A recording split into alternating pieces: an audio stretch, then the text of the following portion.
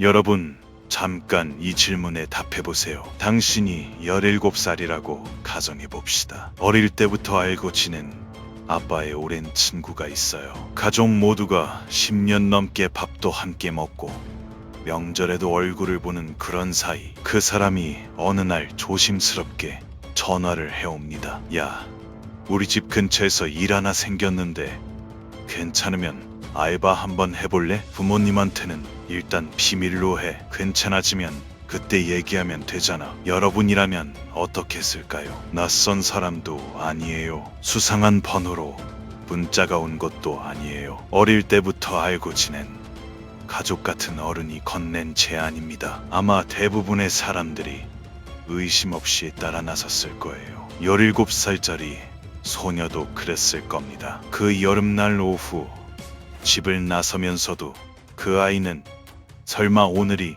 마지막이 될 거라고는 꿈에도 생각하지 못했을 테니까요. 오늘 사건 기록실 TV가 여러분께 꺼내는 이야기는 가장 가까운 곳에서 벌어진 가장 잔인한 배신에 관한 이야기입니다. 2018년 전라남도 강진 한 17살 여고생이 아빠 친구를 만나러 나갔다가 영원히 돌아오지 못했습니다. 이 사건은 단순한 실종 사건이 아니었어요. 피해자가 왜 그곳에 갔는지를 두고 언론은 온갖 억측을 쏟아냈고, 피해자의 가족은 사건의 진실보다 먼저 세상의 시선과 싸워야 했습니다. 그리고 범인은 끝내 스스로 목숨을 끊으며 진실의 일부를 무덤 속으로 가지고 가버렸죠. 지금부터 그 여름 강진에서 벌어진 일을 천천히 하나씩 되짚어 가겠습니다. 때는 2018년 6월 17일 일요일입니다. 자정을 막 넘긴 시각, 전남 강진의 한 파출소 문이 벌컥 열립니다. 얼굴이 하얗게 질린 중년의 여성이 뛰어들어오며 소리칩니다. 저희 딸 좀 찾아주세요. 낮에 나갔는데 핸드폰도 꺼져 있어서 연락이 안 돼요. 지금 당장 빨리 좀 가주세요. 여성의 이름은 밝혀지지 않았지만 우리는 그녀를 피해자의 어머니라고 부르겠습니다. 그리고 이날 집을 나갔다가 돌아오지 않은 딸, 이 이야기의 중심에 있는 피해자. 우리는 그 아이를 이 사건이 발생한 지역의 이름을 따 강진 소녀라고 부르겠습니다. 강진 소녀는 당시 고등학교 1학년, 만 17세였습니다. 그날 오후 2시쯤 아이는 친구 만나고 올게요 라는 말 한마디를 남기고 집을 나갔습니다. 저녁이 되어도 9시 뉴스가 끝나도 자정이 지나도록 돌아오지 않았어요. 전화는 꺼져 있었습니다. 어머니는 처음엔 딸이 가장 친한 친구 집에서 잠이 든 거라고 생각했습니다. 마침 그 친구가 바로 옆집에 살고 있었거든요. 어머니는 옆집 문을 두드렸습니다. 하지만 그 집 친구는 고개를 저었습니다. 오늘 만난 적 없어요. 저도 연락이 안 돼서 걱정하고 있었어요. 어머니의 심장이 철렁 내려앉았을 겁니다. 그런데 그 순간 친구는 무언가를 떠올리는 듯 잠시 망설이다가 조심스럽게 자신의 휴대폰을 내밀었습니다. 친구가 어머니에게 보여준 건 강진 소녀가 그날 보낸 마지막 카카오톡 메시지였습니다. 메시지의 내용은 이랬습니다. 나 내일 알바 가야 해. 근지 위험하면 신고해줘. 단 2문장. 하지만 이 짧은 2문장 안에는 너무나 많은 것이 담겨 있었습니다. 알바를 가면서 왜 위험하면 신고해달라는 말을 친구에게 남겼을까요? 그리고 그 알바가 무엇인지 어머니는 알고 있었을까요? 어머니는 아무것도 몰랐습니다. 딸이 어디로, 누구를 만나러 갔는지조차. 그때 친구가 입을 열었습니다. 아빠 친구를 만나러 갔다고 했어요. 알바를 하러 오래서요. 근데 부모님이 걱정하실 수 있으니까 비밀로 해달라고 했어요. 아빠 친구. 이 단어가 어머니의 머릿속에서 빠르게 회전하기 시작했습니다. 남편의 친구 중 알바를 제안할 만한 사람이 누가 있을까? 식당을 운영하는 사람, 10년 지기 지인. 어머니는 곧바로 그 사람의 집으로 향했습니다. 깊은 밤, 그 사람의 집 앞에 도착한 어머니가 초인종을 눌렀습니다. 잠시 후 문이 열리며 그 집 아내가 모습을 드러냈습니다. 어머니는 물었습니다. 저희 딸이 오늘 식당에 일하러 갔다고 하는데 혹시 보셨어요? 아내는 고개를 저었습니다. 오지 않았는데요. 그럼 남편분은 어디 계세요? 제가 좀 여쭤볼게요. 아내가 대답했습니다. 잠깐만요. 그리고 집 안으로 들어갔다 나왔습니다. 남편이 지금 집에 없어요. 여기서 뭔가 이상하다는 걸 눈치채셨나요? 잠깐만요. 라고 하고 집 안으로 들어갔다는 건 남편이 있는지 없는지 확인하러 간 거잖아요. 처음부터 집에 없었다면 바로 문 앞에서 없어요라고 말했겠죠. 그 잠깐이라는 짧은 시간 동안 집안에서는 무슨 일이 벌어진 걸까요? 밤 10시가 넘은 시각이었음에도 아내는 남편이 집에 없다고 했습니다. 어머니는 불길한 예감을 떨치지 못한 채 파출소로 향했고 그렇게 사건이 공식적으로 시작됐습니다. 경찰은 신고를 접수하자마자 비상대응 태세에 들어갔습니다. 미성년자, 연락 두절,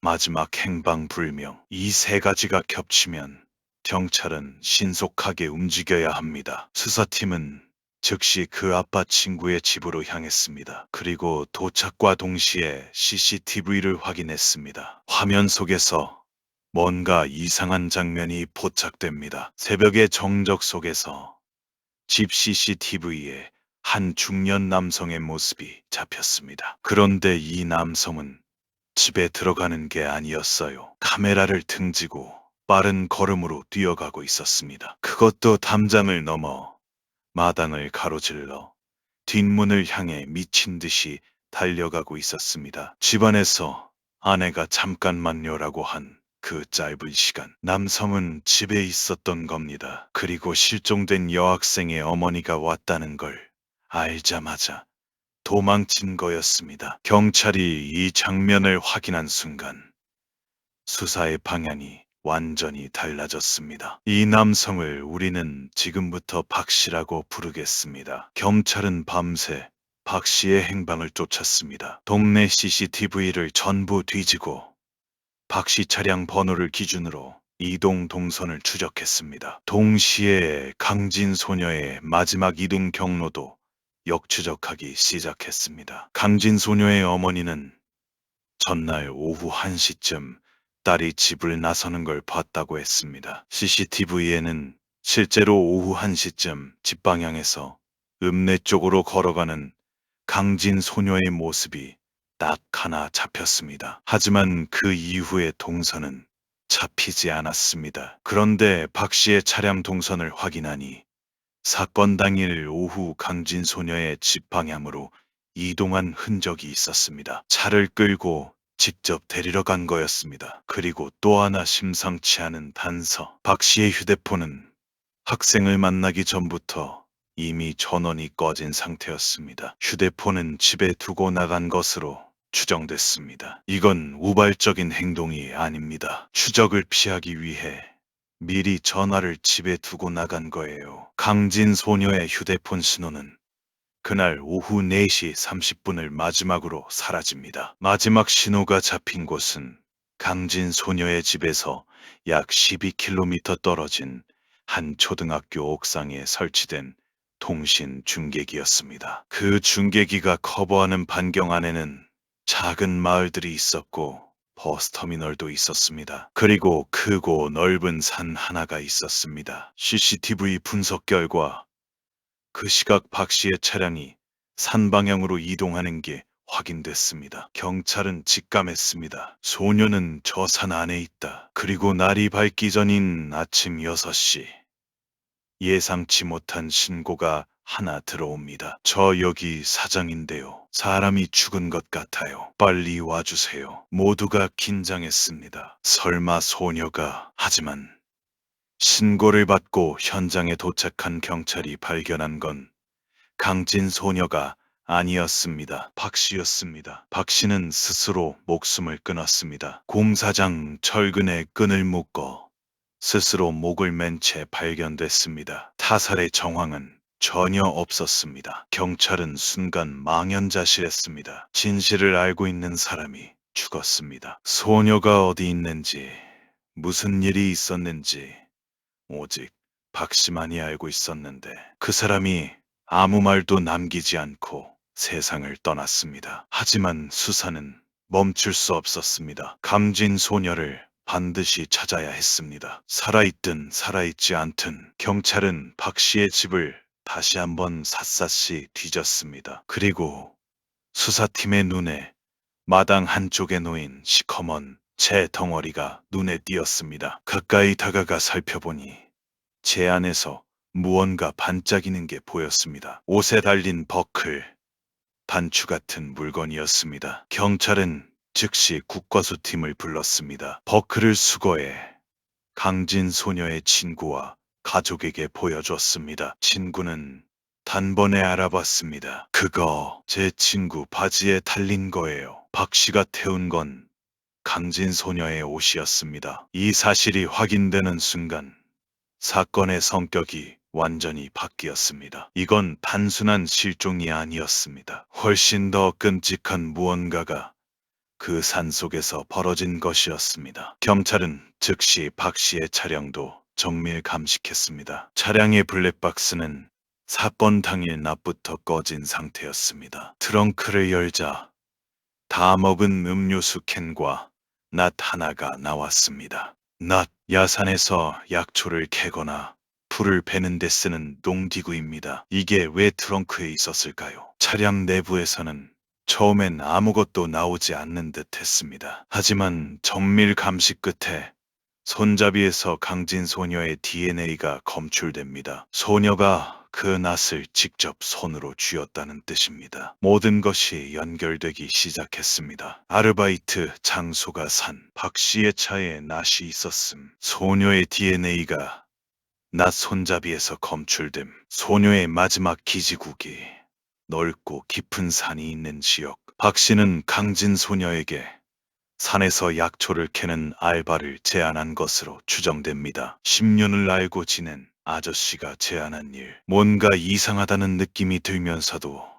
가족처럼 말고 지낸 사람이기에 완전히 뿌리치기 어려웠을 겁니다. 그래서 소녀는 친구에게 메시지를 남겼겠죠. 위험하면 신고해줘. 그 메시지가 소녀가 남긴 마지막 말이 됐습니다. 경찰은 박 씨의 차에서 낫이 발견되자마자 본격적인 산수색을 시작했습니다. 동원된 인원만 5,000명, 경찰, 소방, 군인, 자원봉사자들이 산을 뒤덮었습니다. 등산로가 수없이 많고 산 중턱마다 작은 마을이 있는 넓고 험한 산이었습니다. 6월의 무더위 속에서 수사팀은 밤낮 없이 움직였습니다. 수사를 담당했던 형사는 이 시기를 이렇게 회고했습니다. 갑자기 더위 속에서 정신을 잃고 쓰러지기도 했을 만큼 뛰어다녔습니다. 그렇게 사건이 발생하고 9일째 되던 날 산 정상 비탈길에서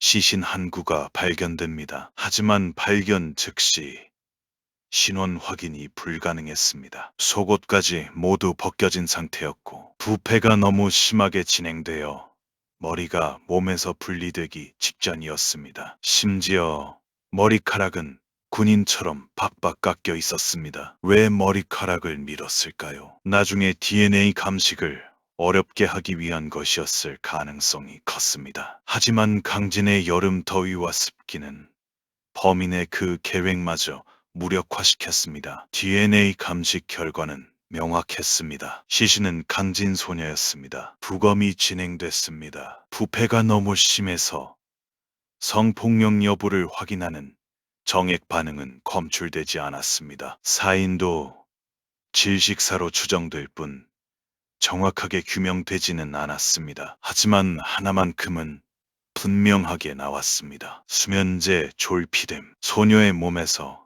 수면제 성분이 검출됐습니다. 수면제를 먹인 겁니다. 의식을 잃게 만든 거예요. 경찰은 즉시 박 씨의 집을 다시 수색했습니다. 집안에서 이발기가 하나 발견됐습니다. 이발기에서도 강진 소녀의 DNA가 나왔습니다. 그리고 추가 수사를 통해 박 씨가 사건 이틀 전에 졸피뎀을 직접 처방받은 사실이 확인됐습니다. 낫을 구입한 기록도 나왔습니다. 모든 게 사전에 치밀하게 준비된 범행이었습니다. 경찰이 사건을 되짚어보니 무서운 사실이 드러났습니다. 박 씨는 이미 오래전부터 강진 소녀를 노리고 있었습니다. 사건 발생 5일 전인 6월 11일, 강진 소녀가 학교에 있던 시각에 박 씨의 차량이 학교 방향으로 이동하는 게 CCTV에 포착됐습니다. 끝까지 설득하기 위해 학교까지 직접 찾아간 겁니다. 사건 발생 3일 전에는 강진 소녀의 가족 전원을 자신의 식당으로 불러 밥을 먹였습니다. 아무것도 모르는 가족들 앞에서 태연하게 밥을 차려낸 거예요. 그때까지 가족 중 누구도 이상한 낌새를 전혀 채지 못했다고 합니다. 강진 소녀도 계속되는 박 씨의 제안에 고민을 많이 한 것으로 확인됩니다. 친구와 주고받은 카카오톡 내역을 보면 소녀는 알바를 해야 하나 말아야 하나 친구에게 여러 차례 물어봤다고 합니다. 고민 끝에 결국 따라 나선 거였습니다. 신문을 알고 지낸 어른이니까, 가족이 다 아는 아저씨니까 설마 무슨 일이 있겠어 라는 생각으로 박 씨는 그 신뢰를 철저하게 이용했습니다. 사건 당일 박 씨는 다음과 같이 행동했습니다. 차를 끌고 소녀를 데리러 갔습니다. 이미 그 전부터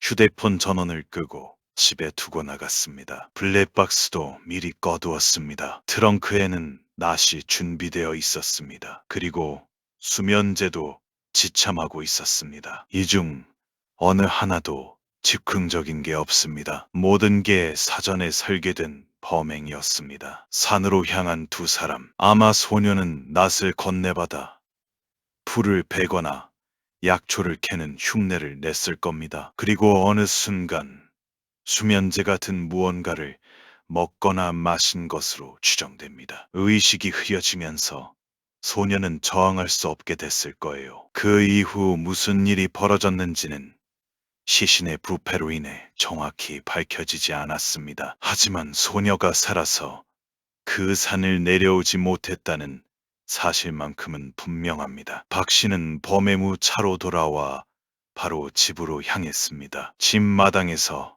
소녀의 옷을 태웠습니다. 차에 묻은 흔적을 지우기 위해 세차를 했습니다. 그리고 어머니가 찾아왔을 때 박 씨는 달아났습니다. CCTV에 잡힌 그 장면처럼요. 다음날 새벽, 범행이 들통날 걸 알고 스스로 목숨을 끊었습니다. 사건이 알려지자 언론은 폭발적인 관심을 보였습니다. 하지만 그 관심의 방향이 이상했습니다. 기사들은 범인보다 피해자에 집중했습니다. 왜 아빠 친구의 알바 제안을 따라갔을까? 왜 부모님한테 비밀로 했을까? 혹시 아빠 친구와 이상한 관계가 있었던 건 아닐까? 이런 의혹들이 인터넷에 넘쳐났습니다. 피해자는 이미 세상에 없는데 살아있는 피해자의 가족들은 이 억측들을 온몸으로 받아내야 했습니다. 하지만 생각해보세요. 어릴 때부터 알고 지낸 아빠의 친구가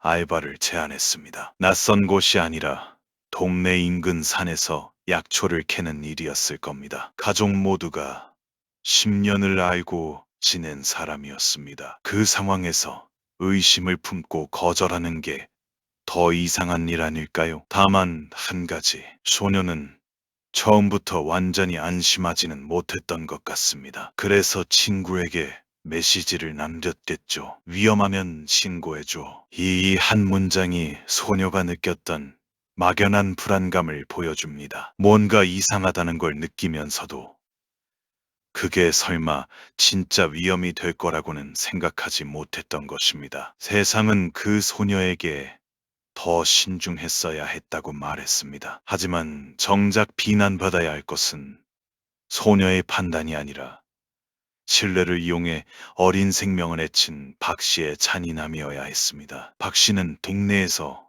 어떤 사람으로 알려져 있었을까요? 사람들은 하나같이 좋은 사람이라고 말했습니다. 그는 외지에서 오랫동안 떠돌다가 몇 년 전 고향으로 돌아와 식당을 열었습니다. 동네 사람들과 두루 친하게 지냈고 누구도 그에게서 이상한 면을 발견하지 못했다고 합니다. 하지만 경찰이 그의 타지 생활을 조사하면서 충격적인 사실이 드러납니다. 박 씨는 외지에서 살 때 가정폭력으로 신고를 당한 전력이 있었습니다. 그리고 그 폭력으로 인해 이혼을 했습니다. 이후 재혼해 고향으로 돌아온 것이었습니다. 가정폭력 전력이 있는 사람. 하지만 동네 사람들은 그 사실을 전혀 몰랐습니다. 그리고 사건이 공론화된 이후 뒤늦게 충격적인 제보들이 쏟아지기 시작했습니다. 박 씨가 지인들의 아내를 상대로 성범죄를 저질렀다는 제보들이었습니다. 박 씨는 이들에게도 약초를 캐러 가자고 했다고 합니다. 산으로 데려가